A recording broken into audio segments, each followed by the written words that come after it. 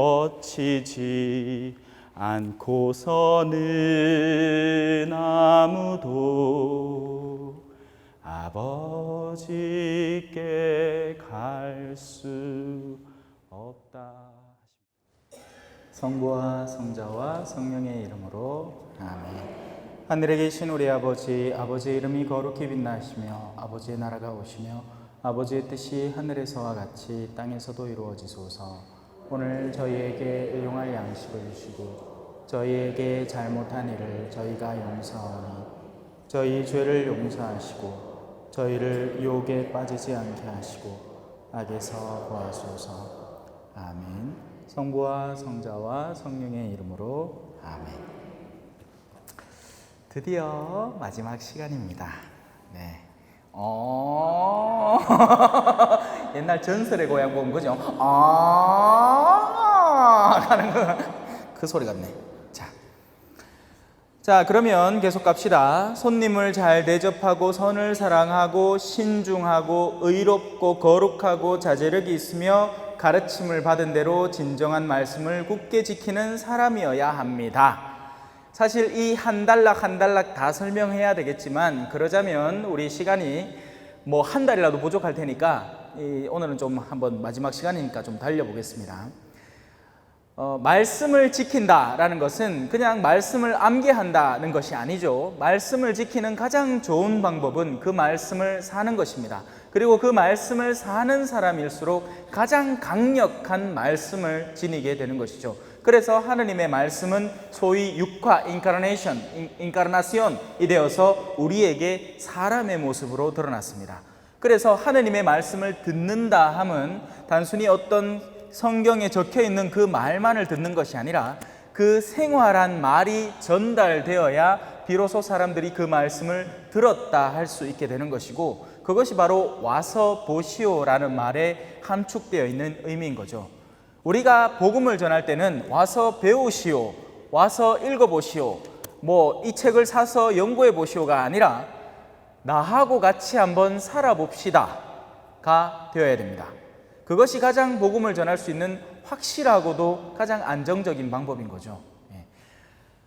여러분은 복음을 살면서 기뻐해야 돼요. 왜냐하면 기쁘지 않은 복음이란 말 자체가 오류이고 그죠?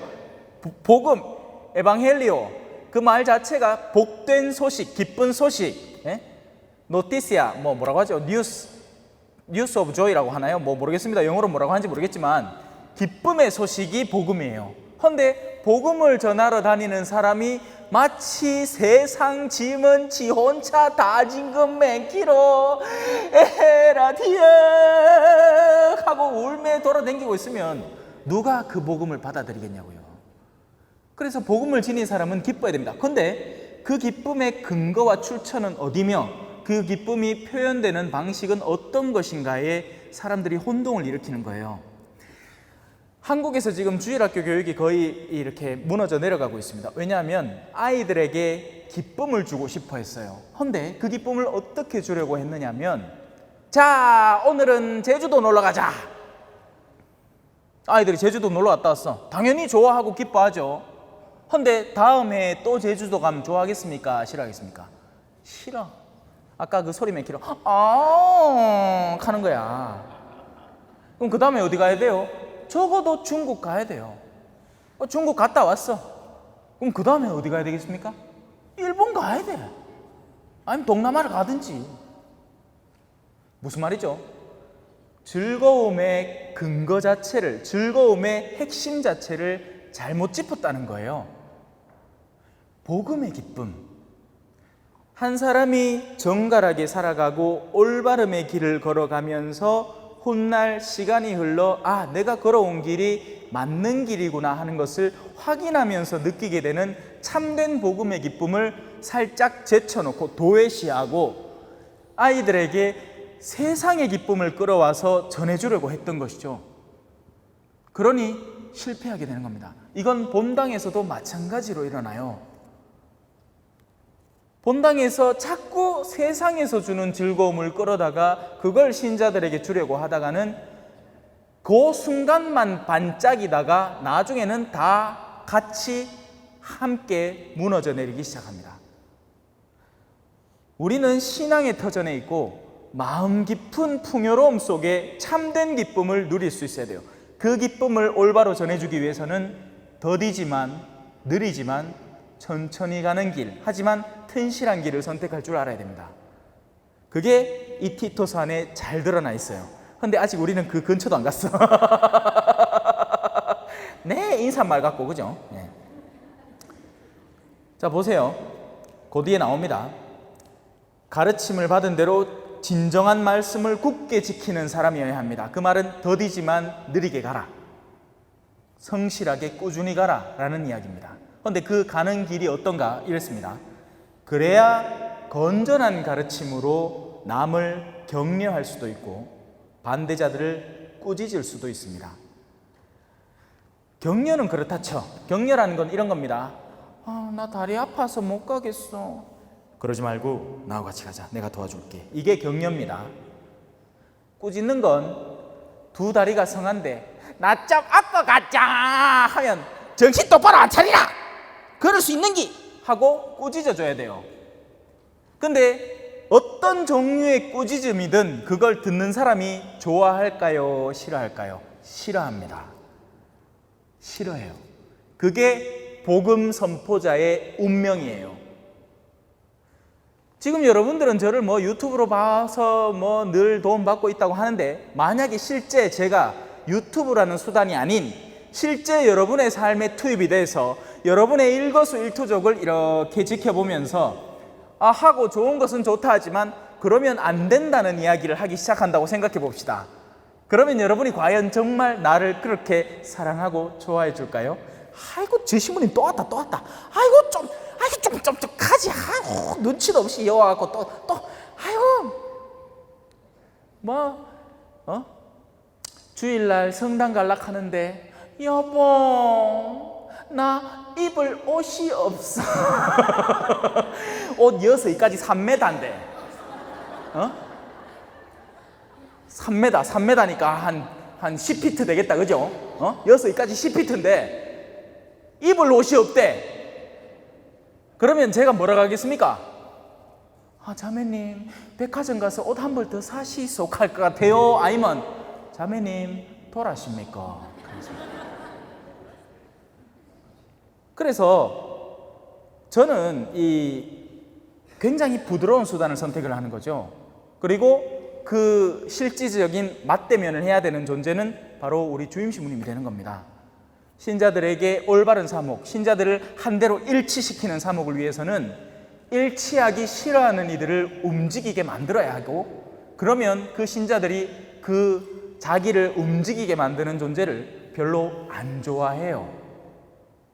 그래서 제가 첫날부터 얘기했잖아요. 신부님들을 위해서 기도해 주세요. 믿음의 성과를 얻는 일은 더디지만 꾸준히 해야 하는 일이거든요. 그리고 그 일은 굉장히 외롭습니다. 여러분은 뭐라 해도 그래도 집에 가면 마누라하고 자식들이 있잖아요. 배우자가 있잖아. 물론 배우자 나름이에요. 없는 이만 못하나이다 한 배우자가 되면 큰일 나지만, 그래도 내 자식들이 또 있잖아, 그죠? 네. 근데 신부님들은 여기 살지만 이 집이 자기 집이 아니야. 네. 사람의 아들은 머리 둘 곳도 없다고 하죠. 마찬가지예요. 저는 또 특별히 볼리비아에서 나오자마자 참 자주 바뀌었습니다. 네. 신설본당에 일을 맡아서 1년 만에 임시성전을 짓고는 6개월 만에 나가래. 그리고 나서는 교구청에 들어갔습니다. 보통은 교구청에 들어가면 암만 못해도 한 몇 년은 있거든요. 근데 또 딴 데서 이제 내 탤런트가 필요하다고 글로 가래요. 예? 그런 일을 체험을 하면서 세상이 내 것이라는 없구나 하는 것을 절실하게 깨닫고 살아가죠. 그런데 여러분들 같은 경우에는 이게 내 집, 이게 내 가족이라는 그런 집착이 더 강하게 생길 수밖에 없습니다. 물론 그런 기본적인 애정은 필요하지만 거기에 집착하면 그건 또 여러분들의 내면의 불화를 야기시키는 불씨가 돼요. 들러붙는 거하고 그걸 보살피는 건 완전히 다른 두 가지예요. 여러분들은 여러분의 가정을 돌보아야 하고 여러분이 소유한 것을 잘 갖고 나가야 합니다. 하지만 거기 들러붙어서는 안 돼요. 그러면 언젠가는 그만큼 슬프게 될 거예요. 왜냐하면 내 거라고 생각했기 때문에. 자, 다시 돌아옵시다. 사도는, 그래서 원로는, 감독은 격려를 하면 그 사람이, 격려받는 사람이 좋아해 주지만 꾸짖으면 그 사람이 싫어합니다.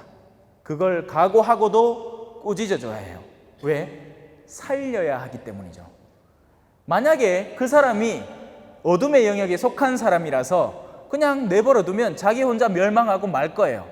하지만 우리 하느님은 그런 걸 원하는 분이 아닌 겁니다. 하느님은 그 사람이 잘못되었다고 해서 죽기를 바라는 분이 아니라 잘못된 걸 알면서도 나에게서 사랑을 뿜어내어서 다시 한번 기회를 주고 손을 잡고 어둠에서 불러일으키길, 새롭게 일으키길 바라시는 분이에요. 그런 하느님의 뜻을 우리는 잘 이해를 못하죠. 우린 눈에는 눈, 이에는 이니까. 복수는 안 하면 다행이라. 자, 이제 크레타 신자들의 상황으로 한번 들어가 봅니다. 그런데 이 크레타 신자들의 상황은 오늘날의 수많은 교회의 모습과 닮아 있습니다. 순종하지 않고 쓸데없는 말을 하며 남을 속이는 자들이 특히 할례받은, 근데 이 할례라는 말은 우리한테 금방 와닿지 않죠. 이 할례를 세례로 바꾸면 됩니다. 세례받은 이들 중에 많습니다. 이들은 순종하지 않아요. 자기보다 더 높은 뜻이 존재한다는 것을 인정하지 않고 자기가 최고인 줄 알아요. 제가 교포사회에서 자주 듣게 되는 소식 가운데 신자들이 자기가 본당의 터줏대감인지라, 심지어는 신부님도 내가 원하는 뜻을 따르지 않으면 언제든 갈아치울 수 있다 하는 그런 생각을 가진 공동체가 있다는 얘기를 심심찮게 듣습니다. 너무나 안타까운 일이에요. 여러분, 만약에 사제가 정말 악덕한 일을 하고 부덕한 일을 하고 횡령을 하고 사기를 치면 그건 당연히 주교님한테 언지를 드리는 게 맞습니다. 그런데 그게 아니고 사제가 감이라 하고 우리는 규를 좋아한다 해서 그 두 개가 부딪힌다고 해서 기분 나쁘다고 그 사람의 흠을 잡고 고발을 한다면 그건 말 그대로 독성죄가 되는 겁니다. 여러분, 독성죄라는 건요, 술자리에서 시무님하고 술 마시다가 우리 내가 버릇처럼, 우리 자매님들 그죠? 예? 젊은 자매님들 버릇처럼 재밌으면 하잖아, 그죠? 옆 사람 막 때리지 않습니까? 근데 마침 그 옆에 신부님이 있었는 거야. 내가 정신 차리고 보니까 신부님이 어깨를 막 때리고 있는 거야. 어머. 그래갖고 성사보러 온다. 뭐라고? 독성죄라고. 그거는 독성죄가 아니에요, 여러분. 독성죄는 한 사제가 자신의 사목 활동을 정당하게 진취시켜 나가는 가운데 그 앞을 가로막는 존재들이 바로 독성을 저지르는 것입니다. 그런데 자기가 뭔 짓을 하는지도 모르는 채 자기 생각의 사고의 틀에 꽉 막혀서 그것이 옳다고 생각하는 그런 이들이 때로는 존재하는 거죠. 바로 그들이 바로 순종하지 않고 쓸데없는 말을 하며 또 더군다나 남을 속이는 자들입니다. 왜요? 그런 이들은 자신의 본심은 감춰야 돼요. 당연하겠죠. 사실은 내가 그 신부가 기분 나쁜 거야. 그런데 그 얘기를 직접 하면 사람들이 나에 대한 존경을 잃을 테니까 속이는 정보들을 꺼내야 됩니다. 아니, 내가 딴 일 하려고 하는 게 아니고 전에 신부님이 이렇게 좋은 일을 해놨는데 요번에 신부님이 와가 그걸 바꿀라 카이 내가 가는가 아이가 마치 자기 생각이 아닌 듯이, 마치 자기는 어떤 신부님의 명에 순종하는 듯이 그런 얘기를 진행을 시키는 겁니다. 얼마나 교묘하고 사악한 마음이에요. 그래서 그들은 속이는 자들이에요.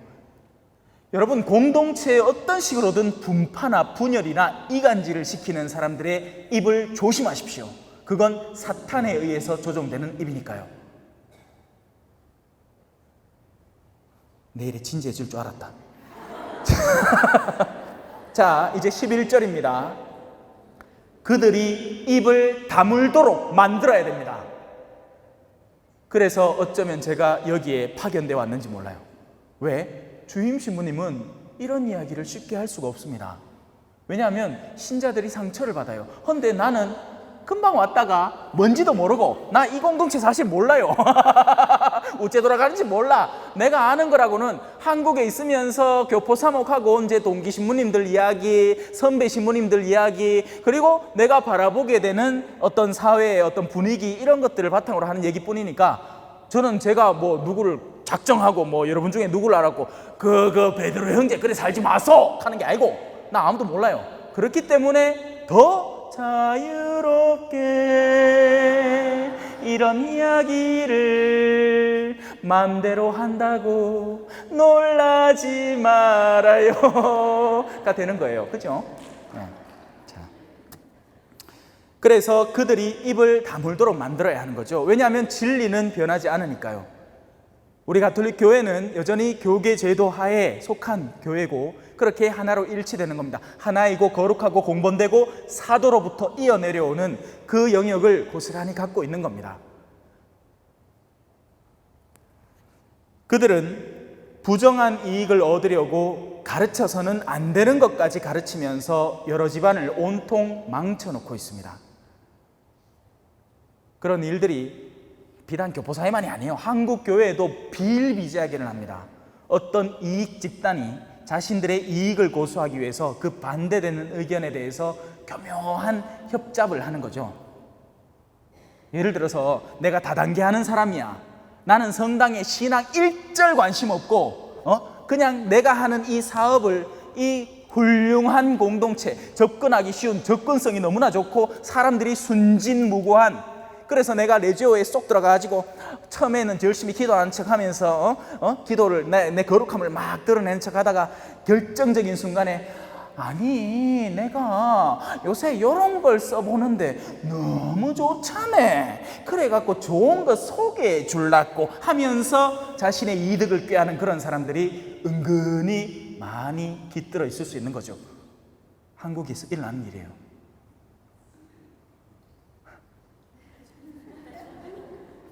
그들은 부정한 이익을 얻으려고 가르쳐서는 안 되는 것까지 가르치면서, 그런 사람들은 자신에게 뭔가 영험함이 있다는 것을 갖추어야 되기 때문에 교회의 교리, 정통적인 교리, 올바른 가르침, 십자가의 가르침은 내동댕이 치고 이런 것들을 가르칩니다.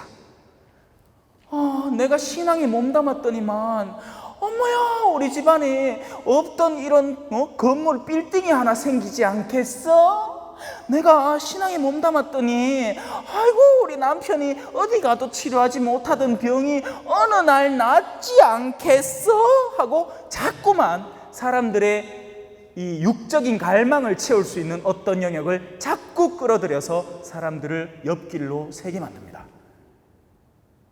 우리가 따라야 할 유일한 가르침은 예수 그리스도이시고, 그분은 저 뒤에 우리가 늘 바라보라고 십자가에 못 박혀 계십니다. 헌데 누가 우리를 속이는 겁니까? 우리 신앙의 길이 현세적인 축복을 보장하는 길이라고. 그러면 그 수많은 순교자들은 다 멍청이들이에요? 저 성 김대건 안드레아 성인은 바보입니까? 그 서양 문물을 열심히 배워가지고 얼마든지 한국에서 성공할 수 있었습니다. 지도 제작에 도움을 주고 천문학과 모든 문물을 더 양껏 양성시키면 국가에서 어마어마한 칭호를 받을 텐데 왜 죽었습니까? 왜요? 예수 그리스도 때문입니다. 저분의 복음을 손상시킬 수가 없었기 때문이죠. 우리는 영원한 생명의 나라에 들어가야 하고, 그 생명의 나라를 위해서라면 이 지상에서 일어나는 사소한 것들은 내려놓을 줄 알아야 하는 거예요. 그 직함이 아무리 국무총리건 뭐건 대기업의 사장이건 그거보다 내 영원한 생명이 상할지언정 나는 영원한 생명을 놓칠 수가 없는 겁니다. 하지만 지금의 세상은 다르죠. 영원한 세상에 대한 갈망 따위가 존재하지가 않는 거예요. 사람들의 내면 속에서 이 갈망이 점점 약해지고 무뎌지고 사라지고 있기 때문에 그 증거로 성소가 안 자랍니다. 성소는 어디에서나 자랄까요? 바로 내면에 하나님에 대한 갈망이 있는 가정에서 자라는 거예요. 왜냐하면 그것이 자기들에게 얼마나 축복이 될 줄 알기 때문에 자녀들에게 권하는 거죠.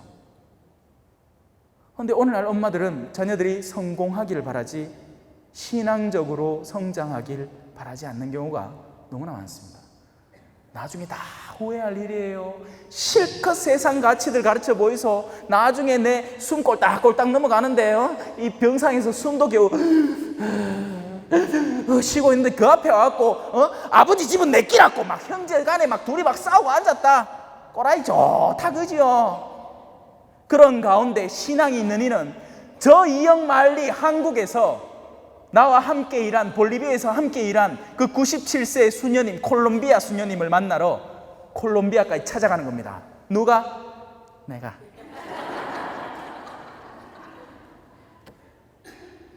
그 병석에 계신 수녀님과 함께 미사를 드리면서 저 나름대로 감동을 느끼지만 수녀님이 얼마나 기뻐하셨겠습니까? 얼마나 기뻐하셨겠어요? 다른 게 필요했던 게 아닙니다. 친구가 필요했던 거예요.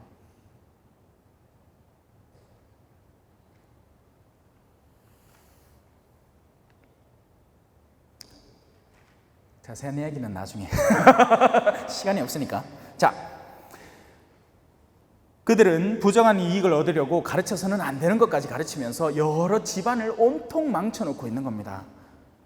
어떤 사람은 정말 자기가 대부나 대모가 되고 싶어서 되는 게 아니고, 그러니까 무슨 말이냐면 이 영적 자녀를 하나 얻어서 그 자녀를 정말 내 자식을 내 배 아파 키운 것만큼이나 영적으로 돌보려고 불러들인 게 아니라 대자 대녀를 갖는 게 현세적인 지위를 극상시키는 영역이 되기 때문에 그 대자 대녀들을 자꾸 몰아들이는 거예요. 돌보지도 않으면서요. 아주 무책임하고 나쁜 사람이에요. 모르니까 하는 얘기, 모르니까 나 여러분 몰라요. 그런 사람들은 대자 대녀들을 잔뜩 끌어모아서 나중에는 자신의 세력을 형성하려는 겁니다. 그래서 행여라도 그 대자 대녀들이 성공하고 나한테 성지순례나 한번 보내줄까 싶어가지고 그런 게 욕심이 나서 자꾸만 그러면서 정작 필요할 때는 돌봐주지도 않아요. 내 대자가 정말 경제 사정이 힘들고 가정 안에 문제가 있고 영적으로 메말라서 공허해 하는데 그때는 나 몰라 합니다. 그게 뭔 놈 대부예요. 그게 뭔 놈 대모냐고요.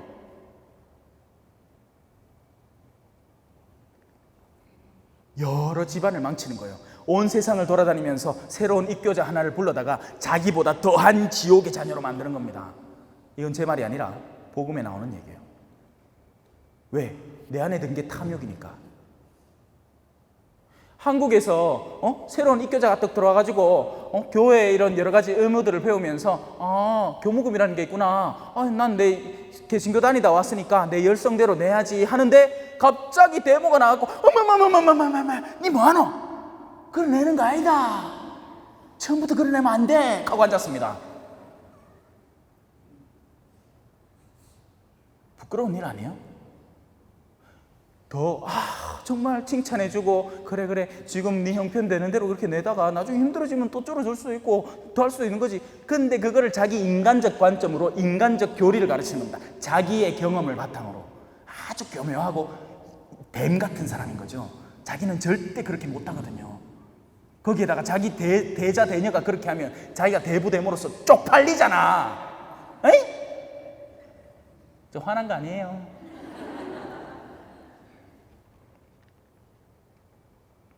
그들 가운데 한 사람, 바로 그들의 예언자가 이렇게 말한 적이 있습니다. 크레타 사람들은 언제나 거짓말쟁이, 고약한 짐승, 게으른 먹보들이다. 이 성경에 나오는 짐승이라는 단어 제가 설명드렸습니다. 짐승은요, 하느님을 알지 못하는 인간 존재를 짐승 취급합니다. 성경은. 하지만 왜 그렇게 이야기를 할까요? 왜 지금 크레타 신자들의 상황을 이야기할까요? 그냥 단순히 비판하고 비난하기 위해서요? 아니요. 그들이 자기가 뭘 하는지를 깨닫고 돌아오라고. 돌아와 나에게 돌아와 나에게. 분위기가 아니구나. 죄송합니다. 예. 아이고 막 진지하다가 웃기다가 막 난리 부세통이죠, 그죠? 예. 자, 이 증언은 참말입니다.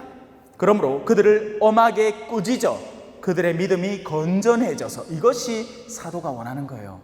사도는 그냥 사람을 꾸짖어서 그가 짓눌려서 짜부러지기를 원하는 게 아니라 그가 만약에 그릇된 길을 가고 있는데 누구도 그걸 알려주지 않아서, 그게 그릇된 길이라는 걸 인지하게 만들어주지 않아서 그 길을 가고 있다면 그건 그의 잘못이기도 하지만 당연히 그걸 가르쳤어야 하는 누군가의 잘못이기도 한 겁니다. 그래서 그 직무를 수행하는 거예요. 네가 지금 가고 있는 그 길은 아니야. 신앙생활은 그렇게 하는 게 아니야. 신앙생활은, 우리의 신앙의 본질은 바로 이 지상에서는 십자가라는 형태로 드러나게 되어 있어. 그러니 지금 있는 모든 십자가를 갖다 치우려 하지 말고 나에게 다가오는 십자가를 잘 분별해봐. 이게 왜 지금 나에게 있는 것인지, 내 남편의 성격은 왜 이런지, 그 남편의 성격이 아니라면 과연 내가 얼마만큼 더 교만한 여성이 되었을지 상상을 해보라는 거죠. 그나마 내 남편이 그렇기 때문에 내가 밖에 얼마든지 나를 뻥튀기 할 걸 조금은 줄여놓은 거예요. 왜냐하면 모든 일이 승승장구 잘 되면 한 사람은 반드시 교만해지거든요. 그럼 필수적인 일이에요. 저 얼마 전에 한진기업이가 있잖아요. 대한항공 그 기업, 그 자녀들이 줄줄이 문제를 일으켰잖아요. 마카다미아 안 갖다 줬다고, 비행기 돌리라고 해갖고 안 돌리십니까? 능력도 좋아. 그런 사람들이 바로 이런 사람 아닙니까? 쉽사리 화를 내는 사람, 난폭한 사람. 그게 다 어디서 형성되었죠? 인간의 가장 깊은 내면의 자유의지의 영역에서 서서히 형성되어 나가기 시작한 거예요. 그리고 그 기미는 이미 징조가 보입니다, 여러분. 어느 순간 갑자기 그런 사람이 푹 나타나는 게 아니에요. 어린 시절부터 싹수가 노란 게 보여요. 근데 아이들의 싹수는 어른들의 작업의 결과물인 겁니다.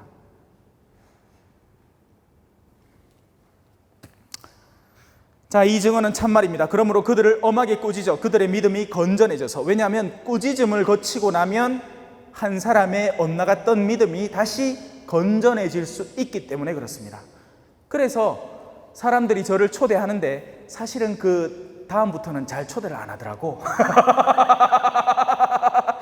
제가 어떤지를 알았으니까 처음에 와 웃고 이런 거나 이렇게 좋아해서 아이고 좋겠다 재밌겠다 싶어서 불렀는데 가만히 부르고 나니까 이 사람이 가슴을 막 푹푹 찌르거든. 와.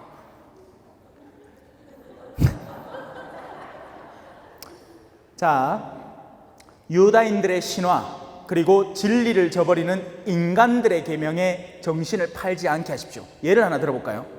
성지순례 많이 가시죠? 그죠?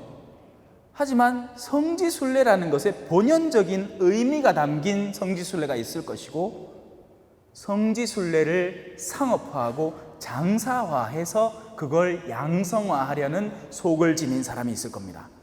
그 둘은 완전히 다른 거예요. 이 사람은 진짜 성지순례를 가고 싶어해요.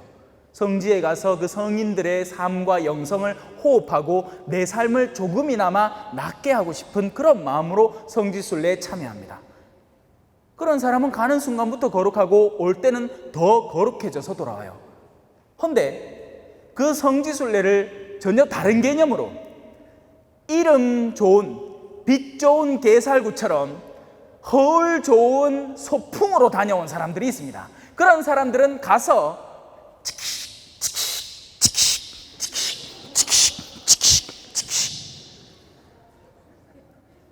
얼마나 이쁜 성전이냐는 둥, 얼마나 맛있는 점심이냐는 둥, 이 성지순례가 얼마나 재밌는 성지순례냐는 둥, 모든 인간적인 욕구의 총집합체의 결과물을 갖고 전보다 2배 혹은 3배로 교만해져서 돌아옵니다. 니 그거 가봤나? 합니다.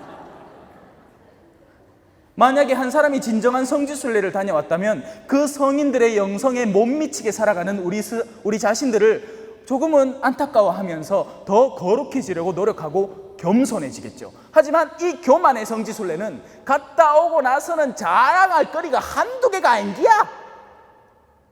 제가 한번 깜짝 놀란 게 있는데, 크루즈 성지순례라 해갖고 이런 또 배를 타고 거룩한 성지순례를 가는구나 했더만, 크루즈 여행에 목적지만 성지 비스무리한 어디를 가가 크루즈 안에서는 땡기고 칭칭칭 막 카지노에 선상에서 파티에 막 할 거 다 한다 하대. 나는 성지순례 팀만 크루즈를 딱 해가 방송 3시경, 6시경, 9시경 막 때 되면 종 땡땡 치면서 삼종기도 바치 가매 막 그래 한 줄 알았더만 아락하대. 아니 그런 식으로도 성지를 가서 그러니까 본연의 의미로 크루즈라는 수단을 이용해서 가면 괜찮아요. 하지만 아니라는 거죠. 하느님은 그 속내를 다 아시는 분인 겁니다. 그 시작부터 아시는 거예요.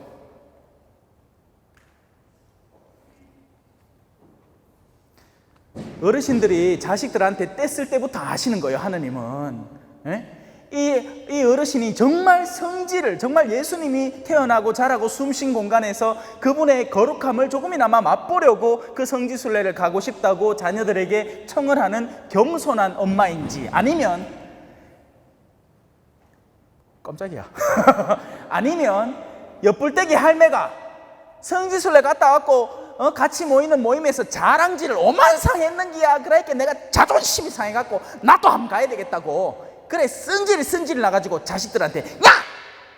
너희들은 많은 아들고 내가 여와 고생을 얼마나 해갖고 너희를 배아 얼마나 고생하게 하는데 내를 성지 한 번도 안 보내줘. 극하기 시작하는 순간부터 이미 알고 있는 거죠. 누가? 저 드높으신 분이요. 오늘따라 왜 이렇게 까부는 거죠? 마지막 날인게 이제 시간이 얼마 안 남았습니다. 우리가 자 그러면 계속 갑시다.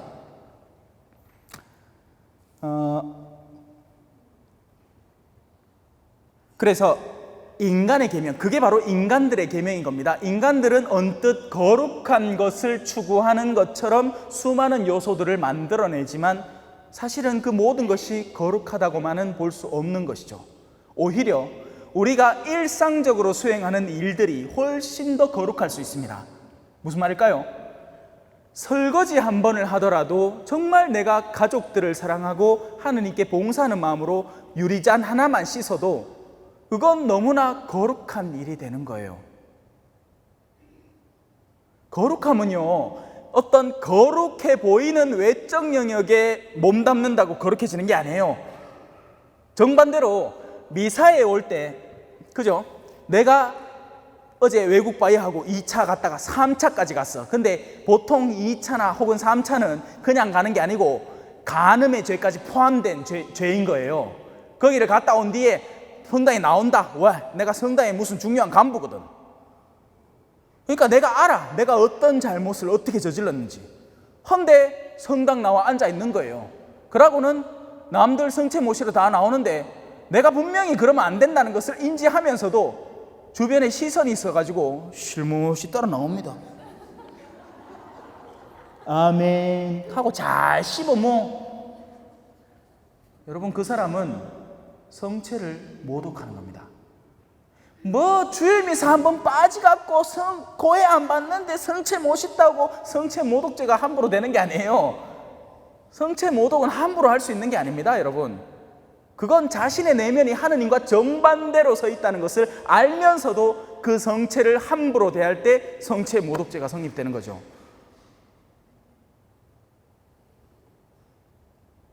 어떤 어르신이 한국에서 실제로 있었던 일. 신부님이야. 성사 주는데 딱 들어왔어. 신부님, 내가 지난주에 미사를 못 나왔습니다. 아이고 어르신이 와이에 내가 허리가 아파갖고 아침에 일어나려고 했는데 도저히 일어날 수가 없었어요. 어르신이 그 죄 아닙니다. 그 죄 아니라 예. 아프마 그 누워갖고 그 성음 한번 꺼도 되니더. 다음부터 그래 아프시거들라 나오지 마소.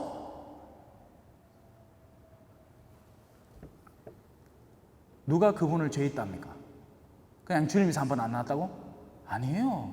그분은 하느님을 너무나 사랑해서 자신의 온몸을 바쳐가면서도 그리고 그 지난주에 못 나온 그 몸을 이번 주에는 이끌고 성사를 보고 미사를 드리려고 나오는 너무나 고귀하고 거룩한 마음을 지닌 분이에요. 그분은 죄인이 아니에요. 죄인은 얼마든지 자신에게 선택권이 있는 가운데 미사보다는 훨씬 더 재미있는 활동을 자유롭게 선택하는 그 사람에게 성립되는 것이 죄입니다, 여러분. 간만에 한국에서 친척들이 와가지고 금, 토, 일 이렇게 놀고 싶대. 그래가지고 그 가족들을 정성껏 돌봅니다. 뭐 맛있는 거 사주고 여기 구경시켜주고 그러는 통에 주일이라는 시간이 그들과 함께 할 수 있는 불과 얼마 안 되는 시간에 끼어 있었던 거예요. 그런 분이라면 미사를 조금은 미루더라도 나중에 대송을 바치더라도 그 가족들을 사랑으로 돌본다면 하느님이 과연 그 사람을 미사 안 났다고 뭐라 할까요? 아니에요, 여러분. 착각하지 마세요. 하느님을 아버지로 섬기십시오. 하느님을 엄한 주인으로 섬기지 말고요. 아시겠지요? 자, 보세요. 깨끗한 사람들에게는 모든 것이 깨끗합니다. 왜냐하면 그는 언제나 깨끗함을 이룰 준비를 하기 때문이죠. 그래서 집안의 한 자매님이 정말 성실하게 집안일을 잘 해내는 사람이면 그 자매님이 지나가면 다 자동으로 정돈이 돼. 그죠? 그런 자매들 있어요. 근데 그 두 번째 봅시다. 더러워진 자들과 믿지 않는 자들에게는 깨끗한 것이 하나도 없습니다. 그들이 아무리 굴기도를 바친다 하더라도, 그들이 아무리 주일 미사에 빠짐없이 나온다 하더라도 마음 자체가 더러워져 있기 때문에 그 모든 것들을 망쳐버리고 더럽혀버리는 거예요. 가장 깨끗한 걸 가장 추악한 것으로 변화시켜버리는 겁니다. 예를 들어서 성경 쓰기를 하면 이 성경 쓰기가 나한테 영적인 지혜를 얼마나 부어줘야 하겠습니까? 맞아요. 그 성경 쓰기 하는 행위 자체는 거룩한 것으로 삼아도 문제가 없는 행동이지만 문제는 내가 그 성경 쓰기를 왜 하냐에 달려있죠. 왜 할까요? 정말 그 성경 쓰기를 통해서 그 성경을 내가 익히고 배우고 습득해서 더 나은 사람으로 변화되려고? 아니면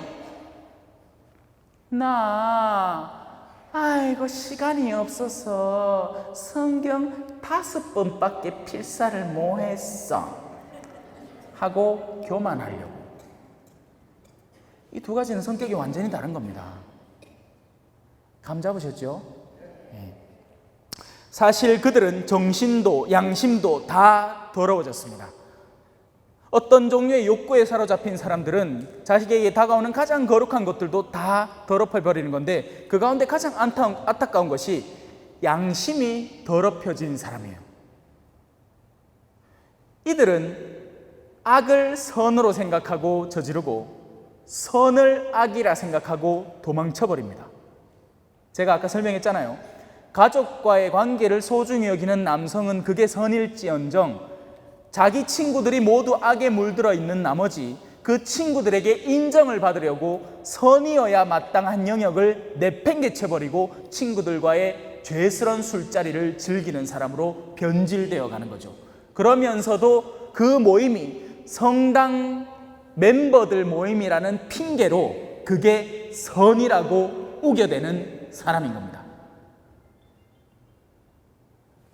여보, 지금 새벽 2시인데 당신 레지오 하러 간 사람이 왜 아직 안 와? 내 신부님하고 술 먹고 있다. 뭐 신부님하고 먹으면 다 선입니까? 2시까지 먹으려는 신부님도 어떨 땐 막아야죠. 한국에서 교리교사들이 이것 때문에 많이 부모님하고 충돌을 합니다. 그게 선인 줄 아는 거예요. 그냥 보좌 신부님하고 어울려서 밤늦게 술자리 하면 신부님이 계시기 때문에 자동 성당 모임이 되고 그 자체가 자동으로 거룩해진 줄 아니에요.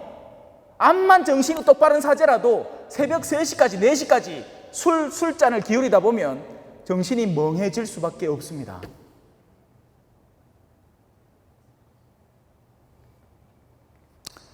그들은 하느님을 안다고 주장하지만 행동으로는 그분을 부정합니다. 그래서 바리사이와 율법학자들의 말은 들으라고 해요. 왜? 그들은 말은 곱게 해요. 하지만 그들의 행실은 따라하면 안 되죠. 혐오스럽고 순종하지 않으며 어떠한 선행에도 적합하지 않은 자들입니다. 잠깐만요.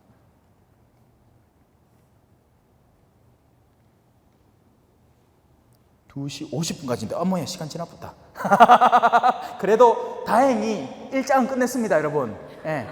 나머지 장들은 여러분들이 집에서 읽어보시면 돼요. 왜냐하면 제목이 이렇거든요. 여러 부류의 사람들에 관한 구체적인 지시들입니다. 나이가 많은 분은 이렇게, 나이가 적은 분은 이렇게, 남자분들은 이렇게, 여자분들은 이렇게. 여러분들이 자신의 상황에 적합한 영역을 읽어보시면 됩니다. 그리고 3절은 다른 사람들에 대한 태도를 다루고 있습니다.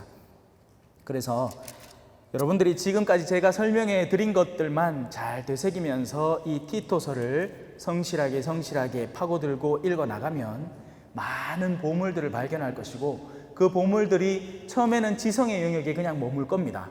하지만 그 지성의 영역에 머물러 있는, 그러니까 청사진을 갖고 있는 거죠. 어떤 제품의 완성도면을 가지고 있으면 내가 어떻게 살아가야 하는지에 대한 올바른 지침이 구체적으로 나오기 시작합니다. 그렇게 될 때 여러분은 비록 아직은 아니지만 반드시 이루어질 어떤 미래에 대한 굳건한 희망, 영원한 생명에 대한 희망을 갖추고 바로 영원의 단계로 나아가게 되는 겁니다. 할 수 있습니다. 네, 할 수 있어요. 가능하다고요. 불가능한 일은 하느님이 시작도 하지 않으실 거기 때문입니다. 그래서 우리는 훗날 반드시 변명의 여지가 없어질 거예요. 내가 너희에게 사람들을 보내지 않았느냐? 하느님, 왜 죽었다가 한 사람 깨어 보내갖고 나를 이렇게 변화시키지 않았습니까? 난 너한테 보냈다. 나 너한테 마신부를 보냈다. 나 너한테 본당 신부님과 보좌 신부님을 보내서 필요할 때 필요한 도움이 너희에게 가닿도록 열심히 노력했다. 안 들은 건 너희다.